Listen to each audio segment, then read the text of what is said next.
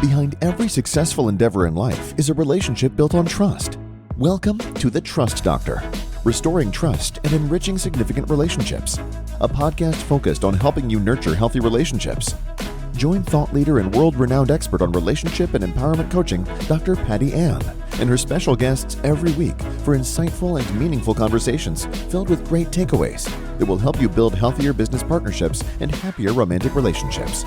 Are you ready to restore trust and enrich the significant relationships in your life? The Trust Doctor, Dr. Patty Ann, is in.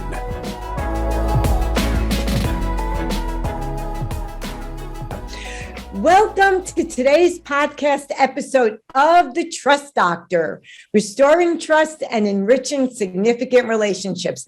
And I have an incredible, and I do mean incredible, female entrepreneur for you to hear today. But before we go any further, make sure you like, comment, share, and most importantly, subscribe to this podcast. So let me tell you a little bit about today's guest, although her work will speak for itself. This woman is an accomplished entrepreneur, leader, and management consultant.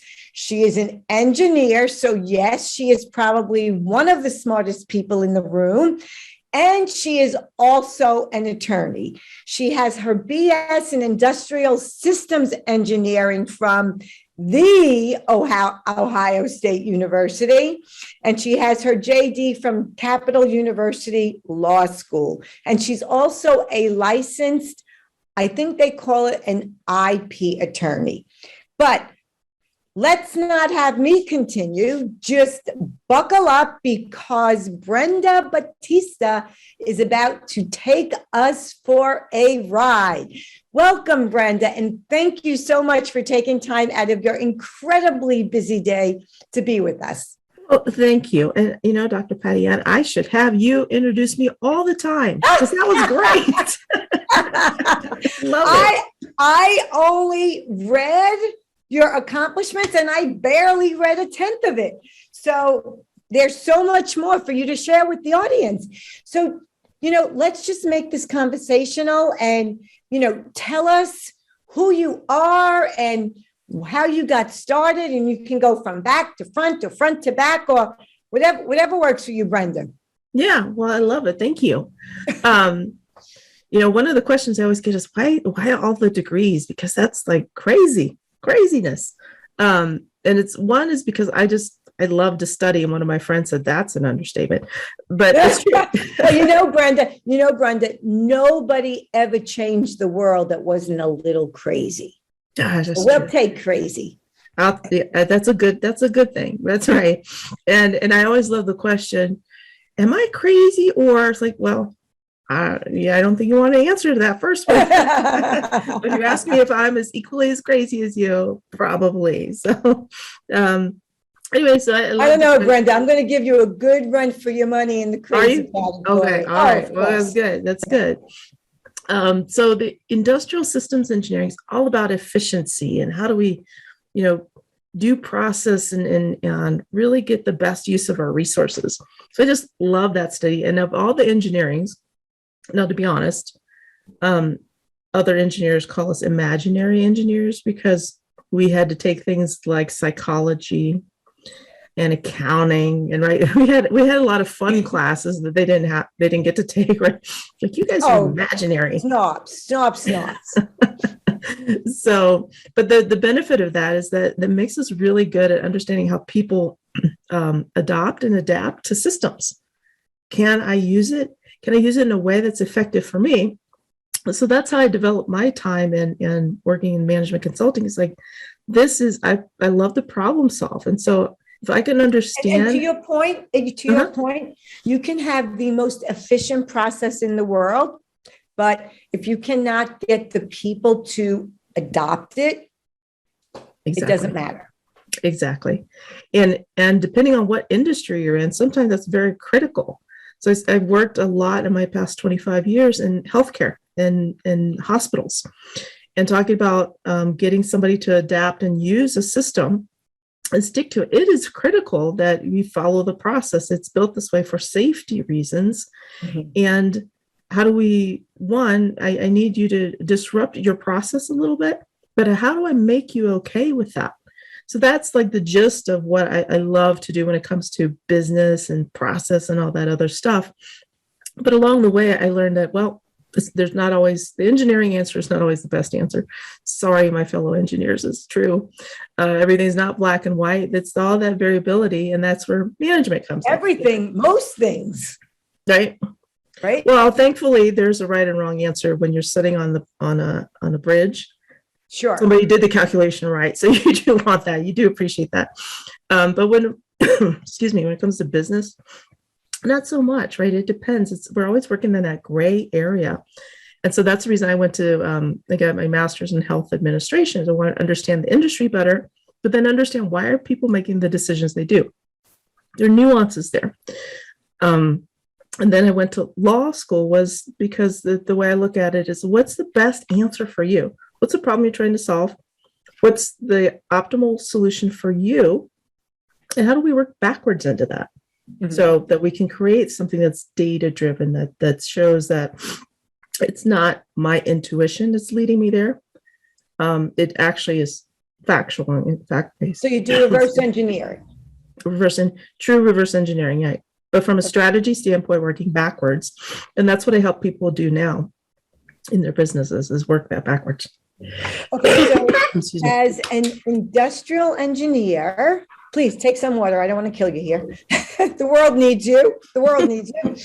So as an industrial engineer, a health management professional, an attorney, and a management consultant, what brings you the most joy and why?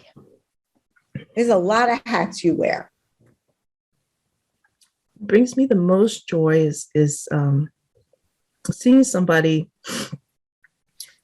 get the solution, quote unquote, get the solution, meaning I can create the answer for you, but that's not helpful. Mm-hmm. It's the transfer of knowledge that you're like, oh, I get it. For example, somebody I was working with at the end of last year, we were talking about how to balance his workflow because his business was growing. He kept hiring a bunch of, freelancers, which is nothing wrong with that, but it was leaving some variability. I need something, stable. So say that in plebeian language. He was hiring freelancers, but you needed. Did you say variability? He needed stability because stability because his business is still growing. The great thing about freelancers, you can get them when you need them and get rid of them when you don't. So it's nice that way. And there's no harm or no hurt feeling. No harm, no foul, as you attorneys say, right? Right, that's right. But how do you make a decision about when the right time to bring on more people? Whether they're permanent or not, right? So that was the gist of his problem. And what I was able to do is say, show me the flow of input. So show me how many customers come to you. What are they asking for? Because it's variable what they were asking for. He was doing digital marketing services. Like, okay, great.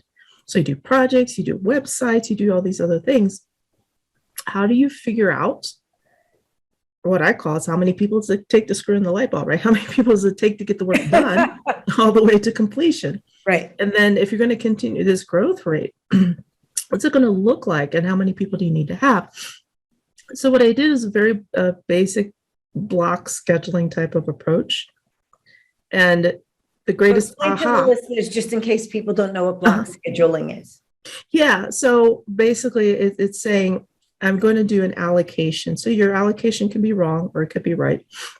But if I ask you the question, how long does it take you to create a design? In our example, it is design for a website. How long does it take? Oh, well, to do the design probably takes about 2 hours, including the time to talk to a client. Great. Wow. Does it ever go over? How much? Yeah, probably 2.5 hours. Okay, great. We're going to give you a block of 2.5 hours to get that work done. So it's kind of an allocation of block schedule. Mhm. And then we say, how many of those design sessions do you have coming in every single week? And match to that, right? Matching our demand, how many, to our supply of, we only have so many 2.5-hour blocks. Mhm. And so many people who are expert at doing that particular thing, because it can't be just anybody who does it. Right. But creating those building blocks of the work that he does in the projects. When I did that, that was the biggest aha. I was like, wait, his comment was like, that's so simple. Why didn't I think of that? Well, because sometimes it takes that outside perspective to look at what we do and go, oh, I guess I could have thought of that if I would have thought of it a long time. You know what I mean? It's like, it's always helpful to have somebody else. You don't know what you don't know. And that extra set of eyes to go, what about this? Oh, yeah, that'll work. Yeah. So to me, that's the greatest reward, is when somebody does that. And when I love working with clients, because that's what happens. It's like, oh, yeah, not that I could have done it myself. That's not the aha. The aha is like, that I get it. That's so simple. And I can continue it. It's like, yes, that's the point. I want to help you continue it and not just be a one-time show, or worse yet, never leave your organization. Some consultants will do that. They'll come in and they'll just never leave. Right. Okay. So tell us how you ended, how your journey transpired. What were the influences, the personal relationships that influenced you to get to where you are today? And also, I would imagine confidence played a big factor in being successful for you, right? I mean, there's not too many female engineers. Mm-hmm. I don't even think there's that many female management consultants running around. So they work for themselves. So what inspired you, encouraged you, motivated you, all that good stuff? Yeah, that's a good question. So what encouraged me to go into engineering at the ripe old age of 6 is when I made this grand decision I was going to be an engineer. What took so long? All right. What were you doing for all those years before that? Playing with your toys? Right. And that it was because, so my mom is originally from Panama, and we were on vacation, the country of Panama. Okay. Mm-hmm. And my parents I had a friend who worked for the Panama Canal Authority, and he took us on a tour of the Panama Canal. Now, most people, when they do visit Panama, they do that not because it's super exciting, but it's just an engineering marvel. It's like, how in the heck did they cut through the land and, raise it? My husband I think he used to sail super tankers through the Panama Canal, and that was very skilled because of the depth and all that kind of stuff. And it is, and right. And you have a special captain that actually comes Correct. on, who works for the authority, who comes and takes your ship and takes it through, so we don't have somebody get stuck. Right. Happened recently in a different canal. Correct. Well, people aren't necessarily aware of when that stuck happens, the implications, and we already have it. The time that we're doing this interview, we already have a supply chain situation, I'll say. And then when ships get stuck in a canal, it's not helpful. Understatement of the year. It is not. It is definitely not. So anyway, people love to go see it because they're like, how does this thing work? And it's fun to see it, right? It's not that you're going to spend the whole day there. But my tour included, because the guy works at the authority, included actually going to the control tower. This was a long time ago, so this is like, no, security was not an issue. Right, pre 9/11. Right? Way pre 9/11, right? Yeah. Way pre 9/11. There wasn't an issue. So we crossed the lock and went into the control tower, and I actually got to turn all the knobs to let a ship come through. Wow. Yeah, and it was just so impactful at the ripe old age of 6. Yeah. Oh my gosh. And I remember having this thought, I want to do something that is here and helps people even after I'm gone. Why this occurred to me at the age of 6, I have no idea. But wow. it was a legacy. I didn't know the word legacy, right? But I would describe it now. We're also going to call you precocious. Okay. Okay. Very good. Very good. That it was like, that's what I want to do. I want to create this thing, and I want something that exists past me. I want to be helpful to people. What kind of person like makes these things? And it was funny because people were like, how many times are you going to need a Panama Canal? You're not going to build another one. But they did, right? They did. A few years ago, they put in a second canal. Right. It's like, oh my gosh. So lesson learned, never doubt, never listen to the haters, so to speak. Mm-hmm. Never say never. How about that? Yep. Never say never. Anyway, so that's what encouraged me. So that was the early influence. I later found out that civil engineering gets extremely boring, and I well, hang on a second. So you said to your mom or the person that let you do the locks or whatever it is, that this is what you want to do. And did they say, oh, then you need to be an engineer? Yes. Okay. Yes. It's like the engineers built that, because that's part of the tour is what kind of profession is it that builds these? Got it. Okay, I'm going to be an engineer. I didn't know what type. I later found out it's civil because of but the building, the way it's designed. So that set me on the trajectory in school. It's like, oh no, I need to study math because I want to be an engineer. So what are the background type of stuff? And I never had you can't do that because you're a girl or anything like that. That was never spoken in my household. It was like, that's what you want to do. Okay, go for it. Mm-hmm. Good luck. We're here to support you. Did your mom work outside the home? They worked outside the home, but they were not professionals. Okay.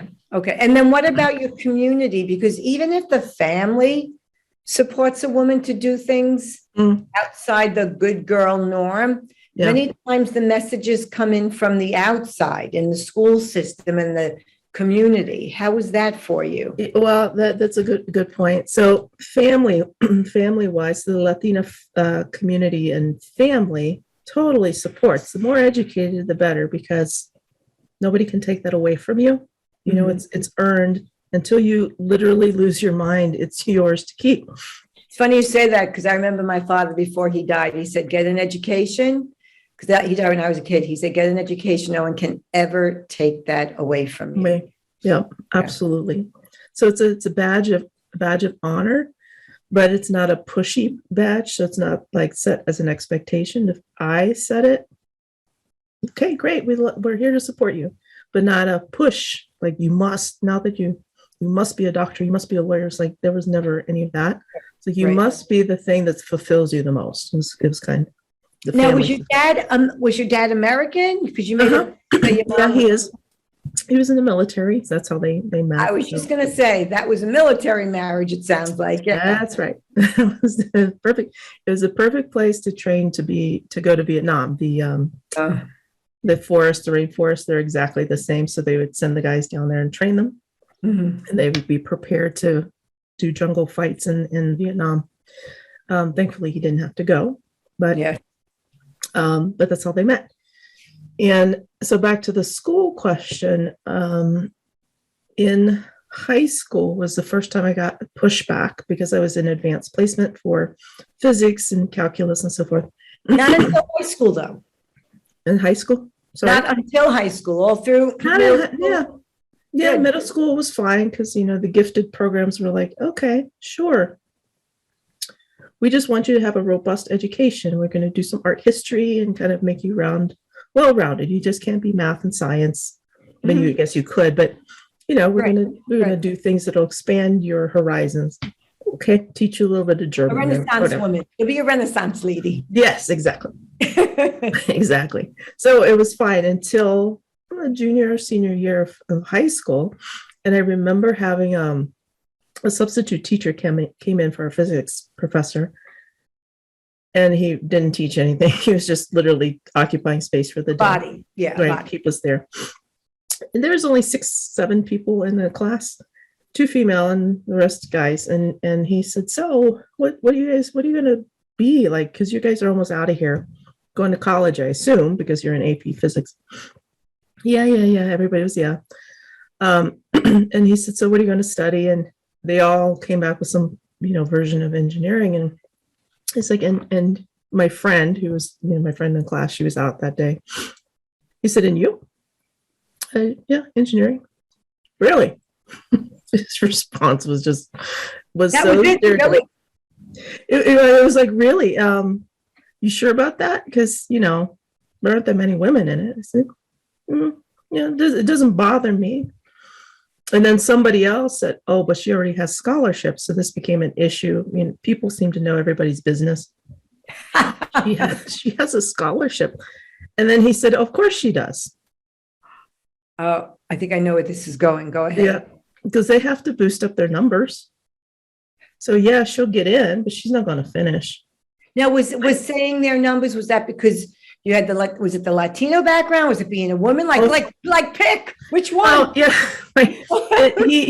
he didn't know the Latino part, right? Because okay. I'm mixed in it, and to certain people, they have a stereotype. It's like, well, you're not dark enough, you couldn't be, Latina, because like, okay, obviously you don't know culture anyway.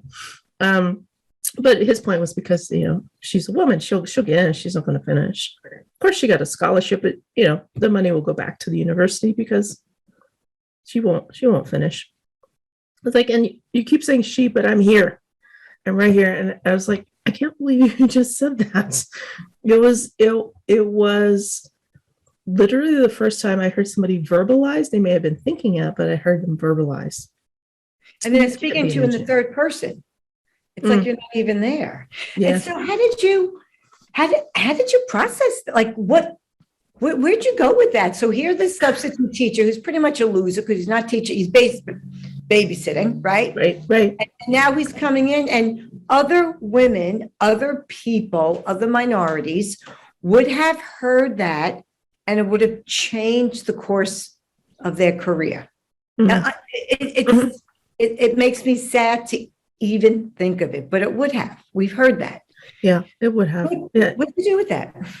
Well, when somebody gives me something like that, I first of all, I was like, oh, how dare you? But I can't confront you because you're a teacher. You still have to maintain the respect. Even though you didn't give me any, I will maintain mine with you, right? It's like, I'm not going after you, but it's like, what? How dare you? And then, bring it home and say, can you believe the teacher says blah, blah, blah, blah, blah. What teacher? Substitute teacher. Who cares what he says? What's he know anyway? But it's kind of like shrug it off. Right. They gave it absolute no credence. Yeah. And then it became fuel because like, oh, well, I'll show you. I'm going to make it.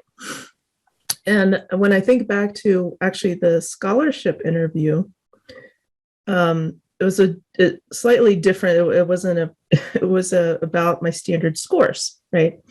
Your score on math and science is kind of like average, but your language skills are super high. Don't you want to do English instead, or literature or something else? Why engineering? Because your score is just saying that it's going to be a struggle. It's not going to be something that's in your natural spot. And I'm like, why should I do something? Why? I remember saying this, like, why should I give you money to teach me something that's in my natural spot? Shouldn't I give you money to teach me something that makes me better? I love it. I give you money to make it easy. Right. I'm going to give you money. Well, you're going to give me money that I'm going to return to you. But that's besides the point. Right. I was like, this transaction is for my growth, isn't it? Okay. Yeah, that's a good point. I was like, geez. Now, was this a man or a woman that was interviewing you? It was a panel. So it was a mixture. Yeah. Yeah, it was a mixture. And I remember it was also during midterm exams. So it was a little distracting, but we still got it done. I didn't have pushback again until I was in college. Freshman year. Now, if your math scores were average or less than your, right, is that the right word? Uh-huh. what was the process to apply for the scholarship? Because my understanding with a lot of these scholarships is you need a certain level to apply. Like you're already vetted so many steps along the way. Correct.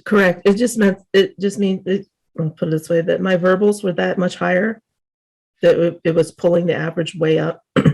Okay. So, my ACT and PSAT scores were very, very high on the verbal components of it. So high that they're like, oh, maybe you should do something different. But I see.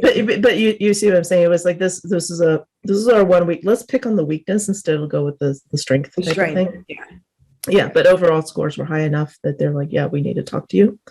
And then grades. I mean, my GPA and where I ranked in the class was really high. So yeah, I get it. I mean, if you're in the 1 percentile for English and you're in the 99th percentile for math, you're good to go. It wasn't quite that bad. It was more like, the 99th for language and like the 50th. I meant that. You know what I meant. Yeah. I just reversed myself. Yeah. I'm not the engineer. Okay. But then when I did get to into engineering. Now that's a 5-year degree, correct? It can be done in 4 if you really hustle and don't sleep. Okay, because today I thought it was 5 years. Okay, maybe I'm thinking. But it did take me 5 years. But okay. Physics again, and then now I'm saying this, I was like, this must be a thing with physics.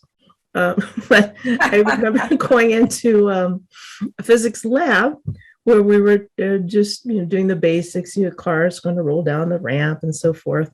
But it was a lab, so you needed a lab partner. Right. I was the only female in the entire class.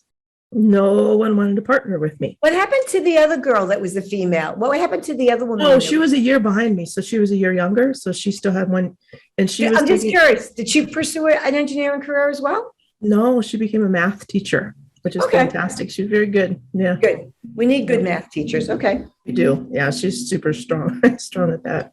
Sorry, I digressed. No. I left characters out. What? You got to fill it in. There you go. Mm-hmm. So nobody wanted to work with me in the lab, and they I said, I got to have a lab partner. And my Matchbox car rolls just like everybody else's does. I love them. My brothers had the green Hornet with the doors open. That's funny. And we actually had to put a track together. So it was like we had to do a track and do the loop-de-loop and see how slow or how fast they need to go so they wouldn't fall off the top, right? This is basic physics. But nobody wanted to work with me. I was like, oh God, you have to have a partner because it'll take me twice as long if I have to do everything by myself. But I was like, well, if I have to go it alone, fine. Then I'll say older gentleman, relatively speaking, because I was 17. So anybody at that age looks old, right? He's much younger than us now, I'm sure. He was probably 30. Would be my guess. Okay. Yeah, because he was married. So it was funny. He came over. He said, you know what? I'm going to be your partner. He said, but the part I forgot to tell you is that, again, I could hear the guys talking like, I'm not partnering with her. They would even get into groups of 3 so they wouldn't have to partner with me because she's going to bring my grade point down. Really? Again, it was my process. Like, it's also such an assumption. That's such an assumption. Right. Yeah. So this gentleman came over and he said, I will partner with you. Now, I had seen him in class and knew that's like, this guy is super sharp. Mm-hmm. He really knows his stuff. And I was so thankful that he said, I'll be your partner. It's like, I'm going to learn a lot. I said, thank you. I appreciate it. He goes, well, I could not go home and tell my wife what I just observed because I'd be sleeping on the couch if I did nothing. And I was like, oh, well, thank your wife and thank you for being a gentleman. I just so appreciate it. And we were fine. Well, it's interesting. I have to tell you this, Brenda, when I'm working with women and coaching or consulting and entrepreneurs or corporate, and they're telling me about, like, I'm a big one for personal responsibility, right? We can't wait for the Sheryl Sandbergs of the world to change the laws to get us paid what we're worth. We're in charge. right? Mm-hmm. And so when the women are like, no, this person's terrible, blah, blah, blah, I said, find the executives, find the person that has influence, makes decisions, that has daughters, and preferably all daughters. Yep. Because they will see you and find a way to have them identify with you as a daughter, so to speak. I don't want to get hate mail. You know what I'm saying? No, I know what you mean. Because even the biggest male chauvinist pig, if you can say that today, is no one wants their daughter to not have opportunity afforded them, right? Yeah. So find a way. So shout out to that man today. I tell people that story all the time, and I say you never know who you're helping by taking one step forward. And it's like he did such a great job of like helping me get my career started. And do you know where he is today? Of course, I do not know. Oh, you should look him up. You'll find him. I'm sure he's on LinkedIn or so. Hopefully, he's still alive. Yeah. Or his wife. Yeah, right. So that was kind of the pushback when you talk about community pushback.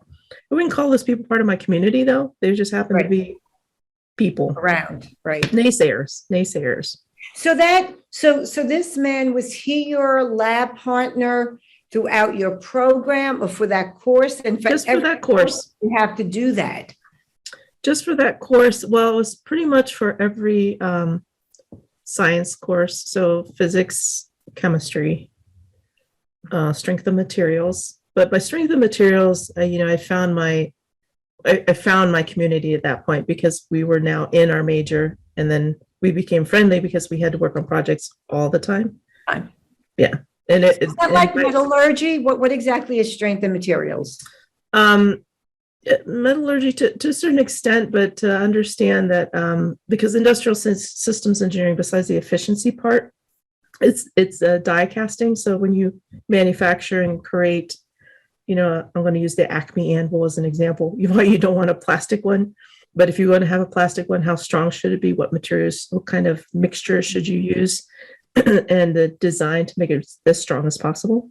Mm-hmm, mm-hmm. So we were required so we did actually have real engineering classes. We had to take that class along with the psychology one. It's like, now what happens when you drop it on somebody's head? No, just kidding. But it's like the balance of that. As someone that has a doctorate in psychology, I hear all the soft skills jokes about psychology, but it's your EQ.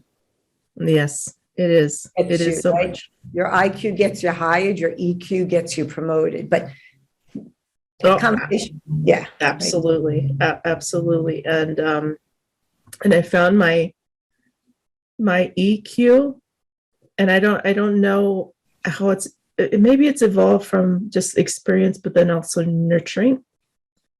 That I'm a better listener.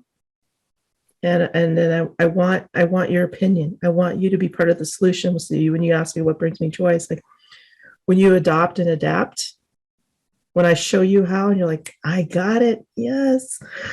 That makes me happy, because I know I've done a good job explaining it, but then also it means something to you, right? It's incorporated into what you do.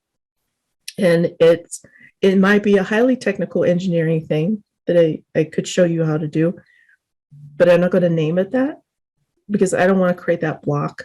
Mm-hmm.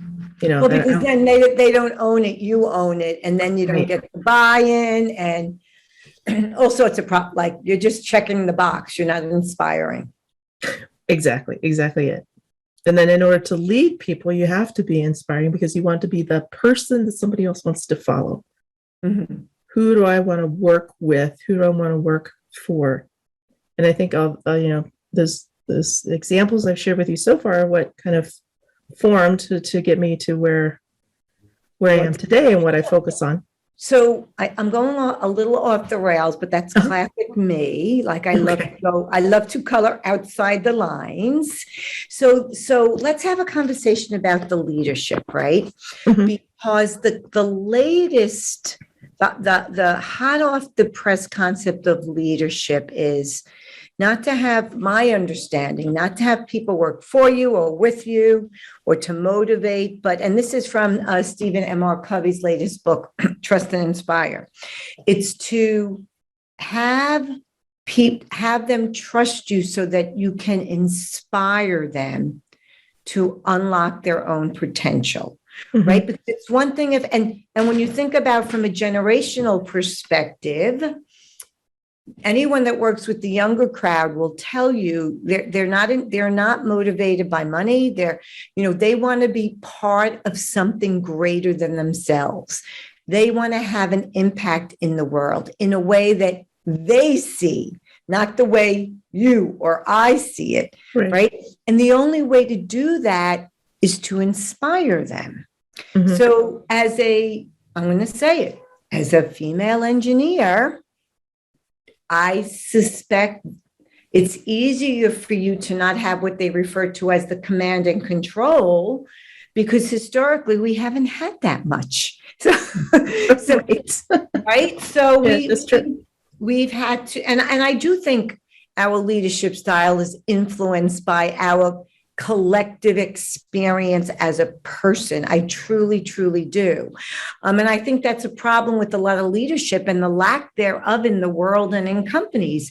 There's not a whole hell of a lot of role models out there from which to learn from. Mm-hmm. So how were you, was it being on the inside, but on the outside looking in from the female perspective, did that play a role? Or are you like, no, I don't want to go there. I'm not doing the female thing.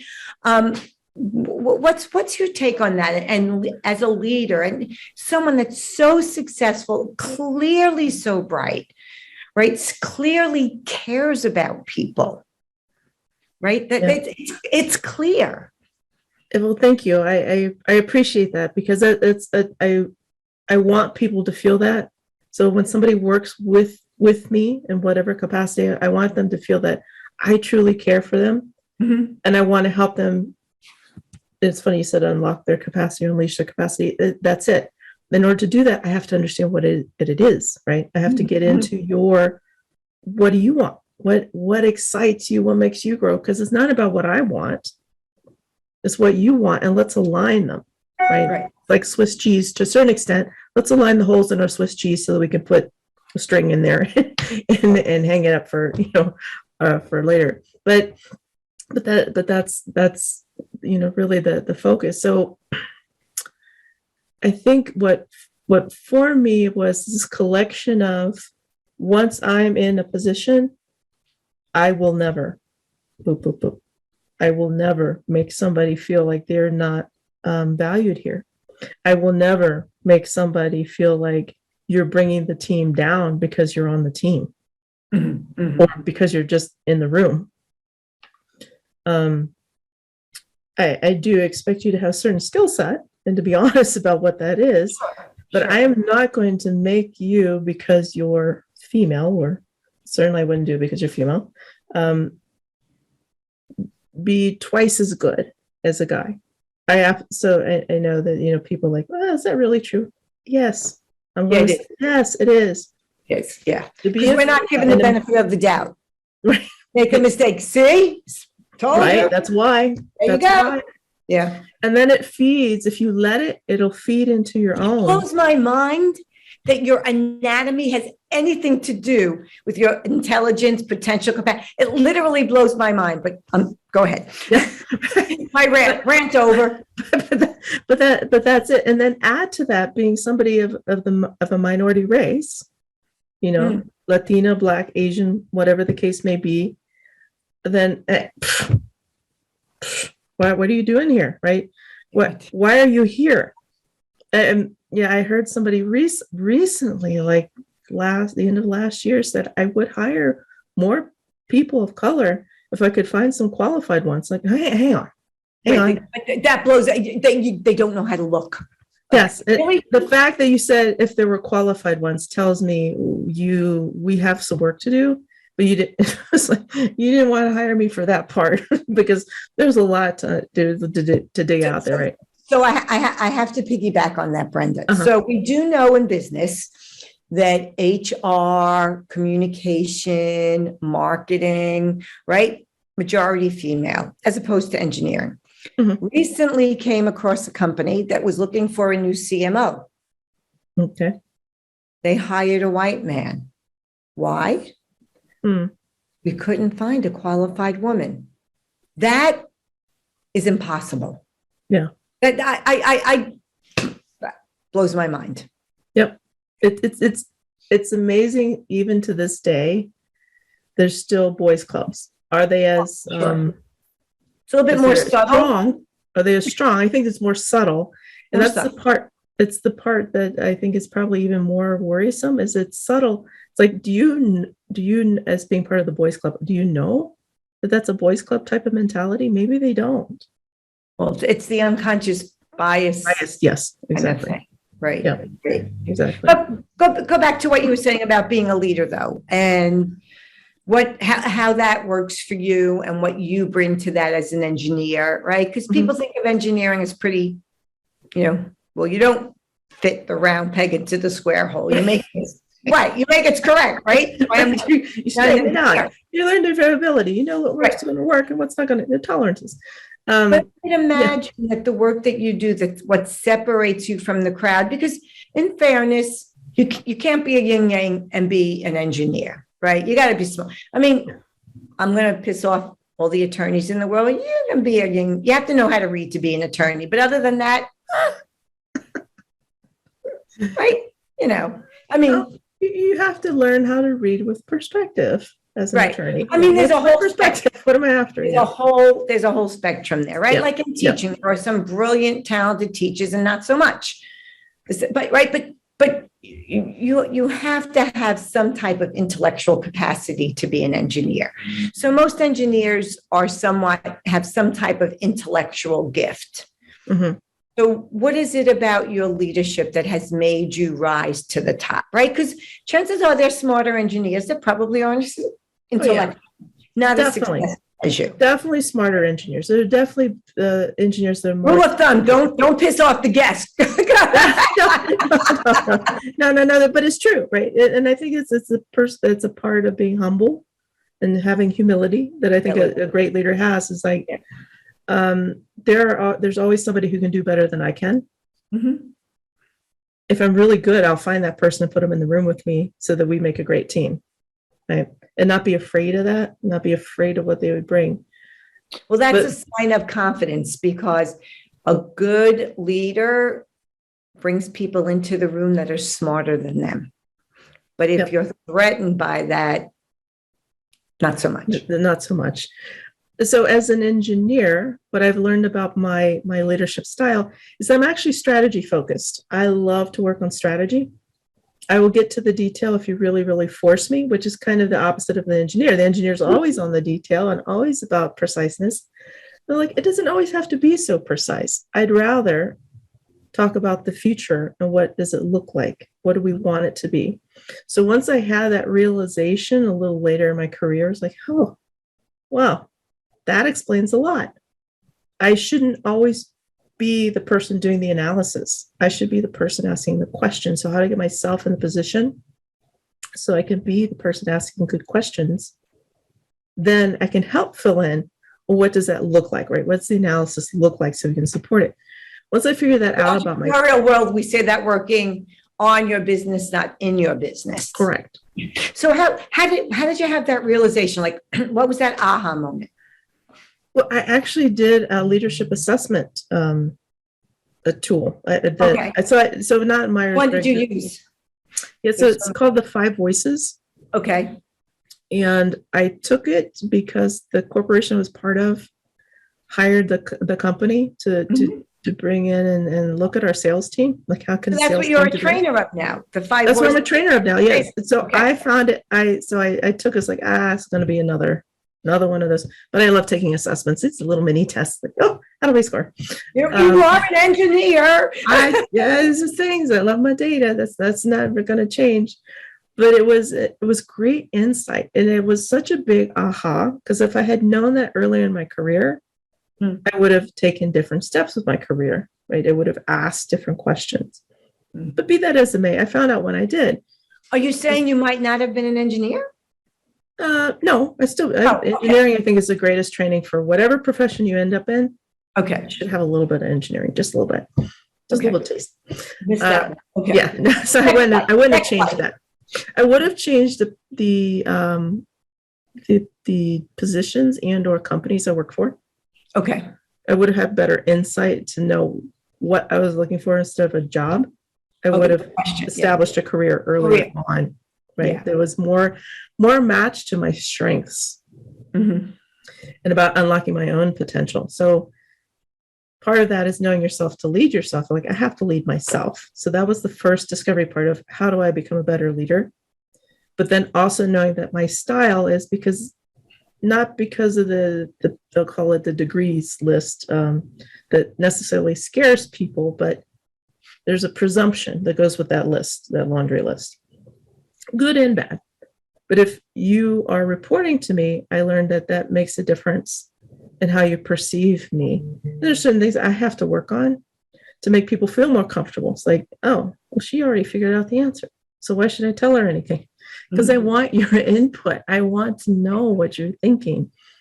Because if I understand your thinking pattern, it gives me insights to then and access to ask you a question. What really motivates you? What do you want to work on?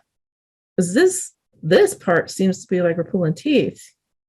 It shouldn't feel that rough. If it feels rough for you, let's change it. So you don't really want the answer as much as you want to understand the process that got them there. Yes. So I can help them start asking questions in a different way. Not, why do I always get this result? No, you don't like. So first of all, do you like the result? Yes. Then keep doing what you're doing. Let's not mess with it. You like it, you love it. Good. If you don't like the result, now let's talk about what can we do differently. It's a different conversation instead of, I hate this, I hate this, I hate this. And then we get into that mindset. But then also, so when people leave me or the organization or whatever, so you don't replace the same job you have with the job you're leaving because you hate. You don't replace it for another job that pays you more that you will hate in 9 weeks or something like that. Which, by the way, is what people do in intimate relationships and personal relationships if they don't find out what's going on. Yeah.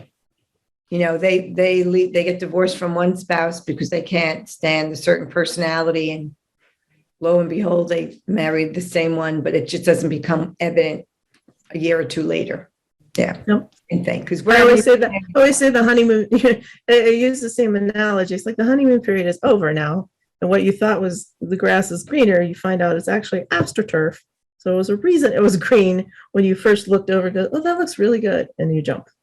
Well, I think that's what we're experiencing today with the whole great resignation, although that's a whole other conversation, right? Yes. And then sometimes the grass is greener because people water it. That's true. They nurture it. That's true. Right? That's true. And I think that's the part that a female leader brings, is that a portion of nurturing. So how are you and how are you feeling about your position? Do you really want to be here? And make it a safe spot to say, if the answer is no, I don't want to be here, it's okay. Let's have that conversation honestly, so I can help you find the next best spot for you. Because if it's not with me, that's all right. If it is with me, I'd love to keep you. Yeah. But I'm not going to throw, kind of the golden handcuffs of weird off the cuff kind of benefits, an ice cream machine in the office space, assuming you're in the office space. Here's a lot of money for a miserable life. Yeah. Right. It's interesting. There's an expression I heard not that long ago that I've been using a lot.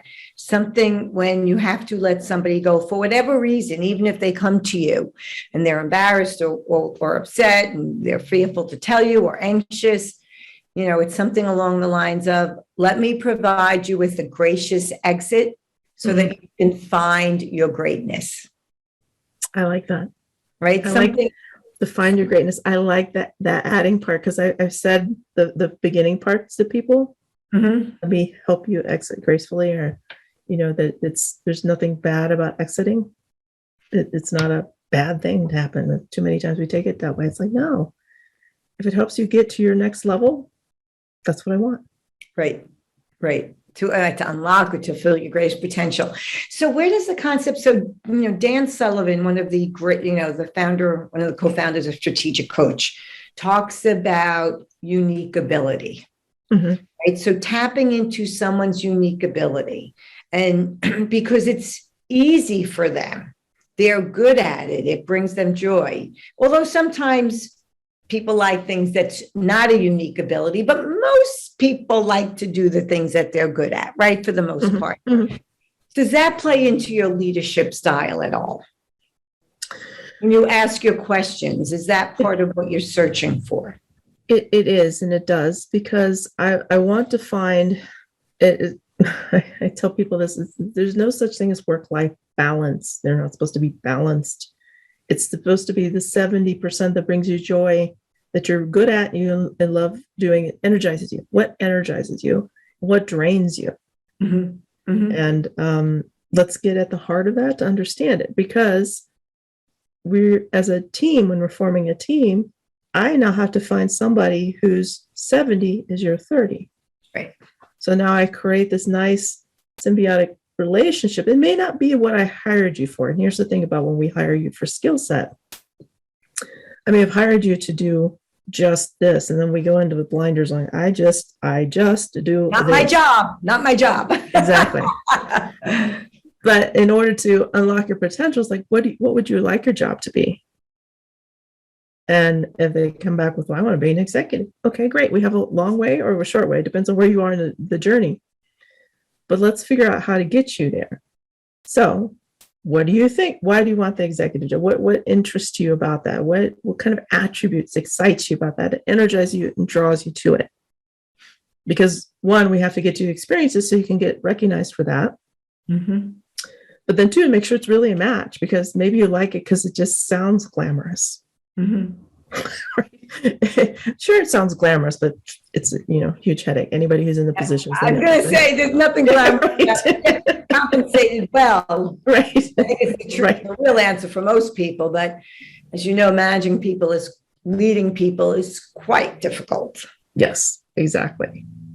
But then I say, so now we're going to find the 30%. I'm going to ask you a question about why you keep doing that. Or if you get out of sync, this is when it causes, the greatest heartburn, is when we get out of sync. It's like spending like 90% of my time in this negative, this stuff that drains me. I hate it. Great. Let's talk about that, because we need to find out what we can delegate. And this is one that people have a hard time with. Well, I don't have authority to delegate. Well, you actually do if you think about it. And you have to delegate appropriately with accountability, right? Correct. But also remember that your delegation, you're actually probably giving somebody a gift. And this one for me is one I constantly have to work at, because I'm like, I hate doing that. I wouldn't ask somebody to do that. It's like, because it's like, I don't want to get. You're also telling them that you have the confidence that they can do it and grow into it. That's something they actually enjoy. So why I say it's a gift, it's because it's their 70%. Most people love to help other people. Right. Let me help you out with that. Oh, okay, great. That'd be awesome. And until we have that conversation or give ourselves permission to delegate, we'll never know. We're actually denying them a chance to do the gift. It's like, I'd love to do that for you. I'd be happy to do it. And I'm good at it, by the way. So, it's that kind of recognition. The other thing is, can we automate any of it? Like the simple ones, bill pay. Here comes the efficiency. Right. But if you can automate it and forget about it, just check it every once in a while, because even automation, you have to check once in a while. Sure. Yeah, do that. Or do you actually need to be doing it? Can we eliminate it? Those are the greatest finds. Like, why do you do that? Because I've always done. Why are you always doing it? What is it adding? Right. Because you just told me it drains you. Yeah, that's true. And that's, finding that. So we get that down. And now that 30% drain to the 30%. I've had somebody ask me, he's like, so I should be maximizing the energy, get to like 90%. I said, no, because then you're going to be like my 2-year-old puppy. He's 2 years, not technically not a puppy anymore, but he's excited. Okay, we'll let it slide. He's excited for everything. Everything is joyous, and there's no thought process, right? There's no thought process about, hang on. Well, I think there's what you're describing, there's no intentionality there. Correct. Right. It's like everything is happenstance. Right. Which when all outcomes are good, that's great. But if it's happenstance and accidental, and that's the other thing about leadership, I believe it should be intentional and not by accident. Mm-hmm. And so once you start to get into that, I understand my 70-30, I understand yours if you're part of the team. Now we can start creating something. And then I'm purposeful because I know what kind of leader I am. I know my strengths and weaknesses. I know my tendencies. I know when I'm stressed, I have a tendency, I'll do blah, blah, blah. Ooh, that could be bad. How do I get past that? Right. And also what happens when you create a team, you're accessing the best of what you have access to in their unique ability. Mm-hmm. I coach and consult with like tax firms, attorneys, app companies, that make apps. A lot of tech. I'm lucky I know how to turn my computer on, but I don't need to know that. I need to know the relationship skills, the communication skills, the emotional intelligence, and they need to know what they do.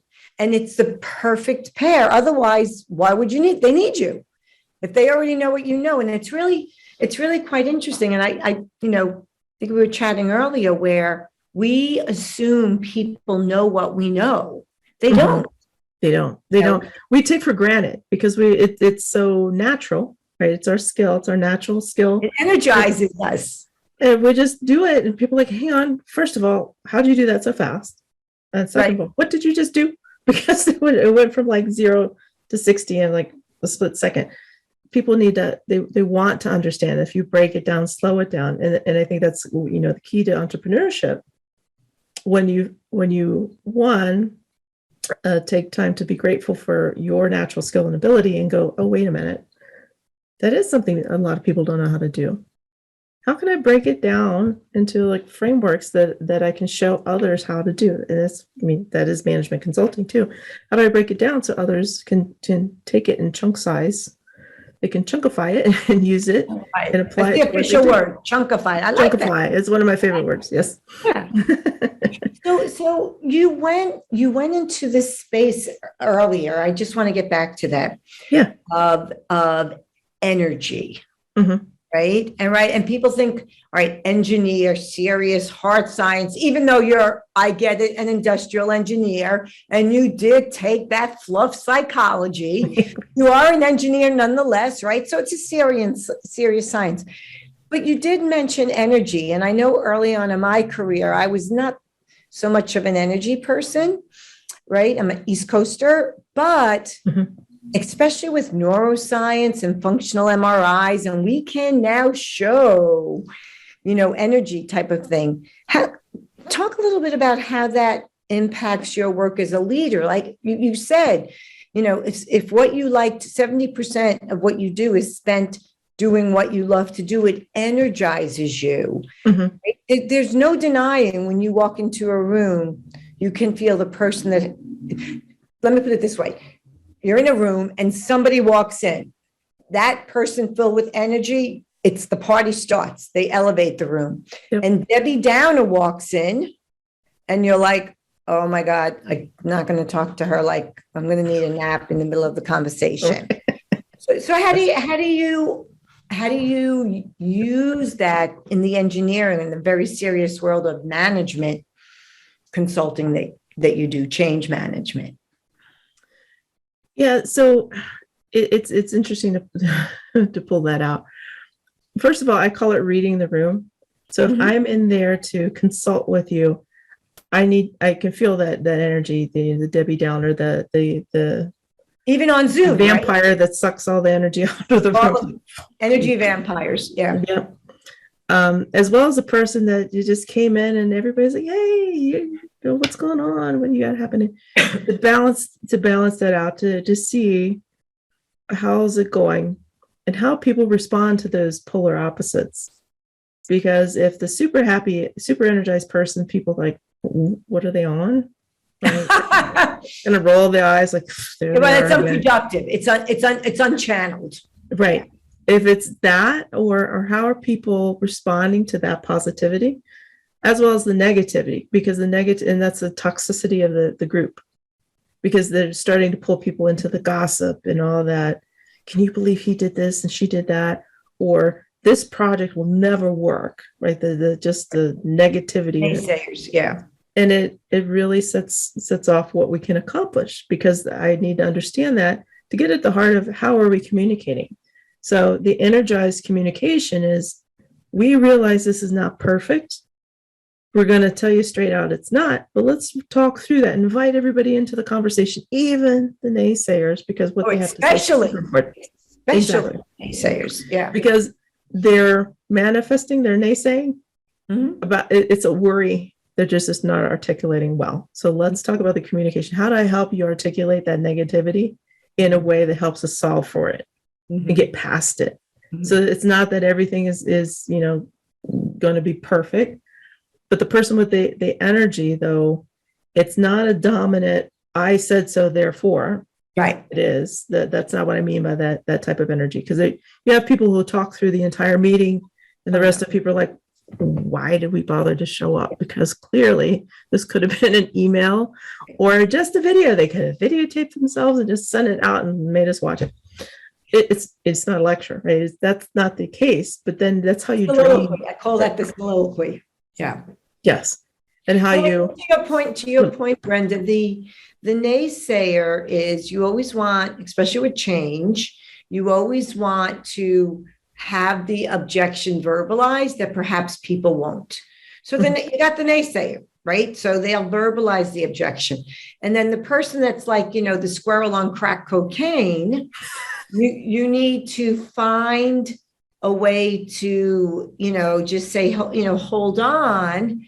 We'll get to you. And you can as a good leader, you can channel that energy and keep them in their lane and let them just, go deep in that lane kind of thing. So one's not bringing everybody down and the other one's not, to your point, monopolizing. Yep. Right? And then to balance and give people time to get to the end of their expression. So this is one that in meetings, and I had to get quite a bit of pushback. It's like, why did you let that go so long? It's because that person wasn't done expressing yet. They had an idea that took them either longer than, the audience would have liked for that particular whatever to get out, or they just needed to say it, right? They weren't done, and it wasn't a 2-sentence type of thing. So what if they are going too long and you really do need to truncate? Like, we don't need to hear the color of the couch in the room when you sat down in the chair. How do you manage that?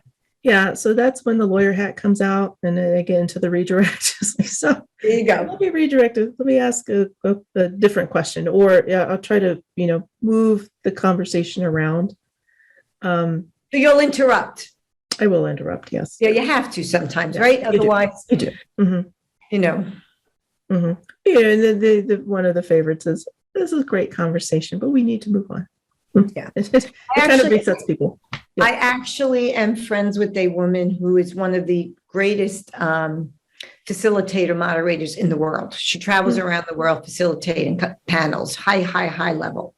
And I asked her about that with the panel discussion, and she said, validate and then move on. She said, I would say, Brenda, that is an awesome point. Dr. Patty, and what do you think? Validate. And then move to the next person. Yep. Direct it to another specific, because I said, oh, okay. Because I know I've done something like that, but I think I would say, who else feels different? Who else would? Oh, who else? Validate what they're saying. You're interrupting. They feel good. They don't even know that you interrupted them. And then ask somebody else their thoughts. That's a great redirect. I thought that was an interesting thing. All right. So thank you. We have just a little bit more time. I know I'm going over, which I do all the time. So thank you. I have 2 more questions, if I may. May I? Yeah, absolutely. Okay. Yes. So what is the one most important thing you learned about life that you want everybody to know? Just one. And you've learned a lot. I'm going to have to go back and say it's that know your leadership style, even if you don't have a leadership title. That was such an aha. And it also translates into, family and that sort of thing, because you learn about your communication style, what makes you effective, what makes you good at influence or bad, what's detracting from your ability to influence. Understand your leadership style. And it's not about title. Once I knew that and had that huge aha, I was like, wait a minute, I'm an engineer who focuses on details, but my natural skill set is in strategy. I need to shift. And it was a shift. It was a huge shift for me. It's like, oh my gosh. So I think anything that gives you insight into your style, that not to overanalyze yourself and go, oh, I'm horrible because that's not what I mean. It's just to understand yourself better and get that EQ for yourself, not EQ of others. Self-awareness. Yes. Yeah. Self-awareness. Great. And then what is the last book you reread? Fix This Next by Mike Michalowicz. I reread that. Nest? Fix This Next. Mm-hmm. Oh, Fix This Next. N-E-X-T. Yes. All right. And what's that about? So it's about a business hierarchy of needs. So if you take the Maslow hierarchy of needs, apply it to business, and it gives you a way to pinpoint what you should be working on your business next. Because as business owners, we have a tendency to wander around putting out fires. Depending on what's on fire today, that's what we focus on. Yeah, and then we get to urgent. Right. And we get to the end of the quarter and go, what the heck happened to my strategic objective? It's still there, but my starting point or my projection, my growth over to that is still down here. What happened? I got totally lost on a weird journey. It's about how to create focus and structure into that, get that effectively and efficiency. That is a great book. So how may people find out about you, Brenda? Work with you, reach out to you, follow you in a way that you'd like? No social media stalking, but that's okay. I am primarily active on LinkedIn. Okay. So if you just look me up as Brenda Batista-Mollohan on LinkedIn, it's a great way to reach out to me. If you just want to kind of stalk me, that's fine. Or you accept friend invites of people that you don't know personally? I do. I mean, if you mentioned that, you heard me here on the podcast, it'd be great. And of course, it's like, oh, that's great. Love to make the connection. As well as you can email me at brenda@inspiringcompanyculture.com, all one word. That works too. I love to chat with when folks want to follow up on different things they've heard, or just, talk about, tell me about that 70-30, help me reach that 70. I'm like, I'd love to. So yeah, either way works. Such a giver. Well, that concludes today's podcast episode of The Trust Doctor, Restoring Trust and Enriching Significant Relationships. And as promised, Brenda Batiste did not disappoint. So please make sure you like, comment, share, and most importantly, subscribe to this podcast. Until next time, see you later. Once again, we've concluded another great episode of The Trust Doctor with Dr. Patty Ann. Tune in next week for more insights and advice on how you can create, nurture, and sustain healthy relationships. To find out more about the podcast, visit drpattyann.com/podcast. Don't forget to subscribe, rate, review, and share. Until next time.